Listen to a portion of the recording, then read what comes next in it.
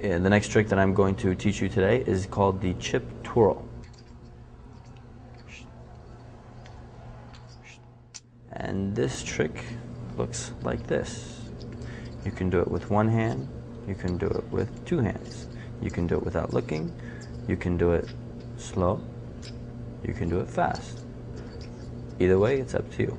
I'm going to teach you how to do it.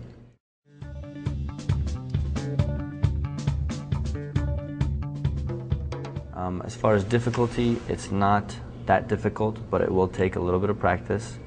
I think you won't need more than a few hours, maybe 3 or 4 hours of practice, and you should be able to get it down. You do need a little dedication because there are a couple moments in this trick where it's a little hard and you might want to give up, but don't. You will be able to do it. This is pretty common. So, with that said, let's go right into the instructions. Chip twirl. You need 3 chips, and you can use either hand. I'm going to show you with my right hand because most people are right-handed, even though that doesn't make a difference. If you're left or right-handed, you can do any trick with either hand as long as you train your hand to do it. So you start with 3 chips, and this is the position that you want to have the chips in. So kind of like that. Kind of these 2 fingers are basically your first finger, and your ring finger are basically holding the coins. That's the reason why they're there. Your middle finger is just kind of there as it's going to take over in just a second. Your thumb starts this trick.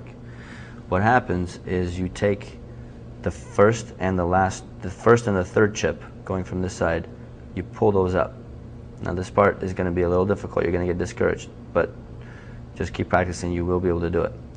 So what happens is your thumb gently takes that chip, the third chip, and just kind of is about to pull it up.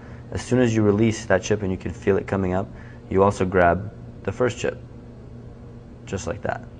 Okay, so the way you start this trick is to have the chips in position, like I've shown you. And this is the tricky part. You want to basically pull the first and third chip up at the same time. The way I like to do that is by starting with the third chip, because your finger is a little thicker right here than up here. So basically you just kind of weed that one out of there. As you do that, on your way up, you want to weed the first one out of there as well. It's going to be kind of difficult to do the third and first chip without getting the middle chip in there, but with enough practice you will be able to do it. So once again, you weed the third one up on your way up. As soon as it releases and you can feel it come, without bringing it up, you also grab the first chip, just like that. So when that comes up, you just pull those 2 up. Now you have this position. You have the first 2 chips in between your thumb and your first finger. Your middle finger is not doing anything at this moment, but it will. When you get to this position, you want to have your pinky take over that chip. It's easier to twist this chip with the pinky holding it. So this finger moves aside. Now you have the chip by itself in between the pinky and the first finger. Your middle finger twists that chip just like that, and then it just kind of comes right back into here. So first and third chip up, pinky takes over, the middle finger twists that chip, and as soon as it gets done twisting, it just falls right back into position to come up. So this is not a trick that you just do one time. You basically want to do it repetitive, just like that. You can do it slow, you can do it fast, you don't have to look.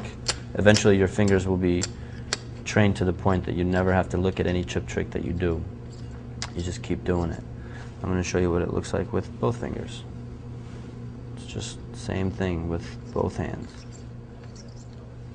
After you get this one, you'll just be able to do it without even thinking about it. It's a pretty simple one. And a lot of people do it. It's a very popular one. That, ladies and gentlemen, is the chip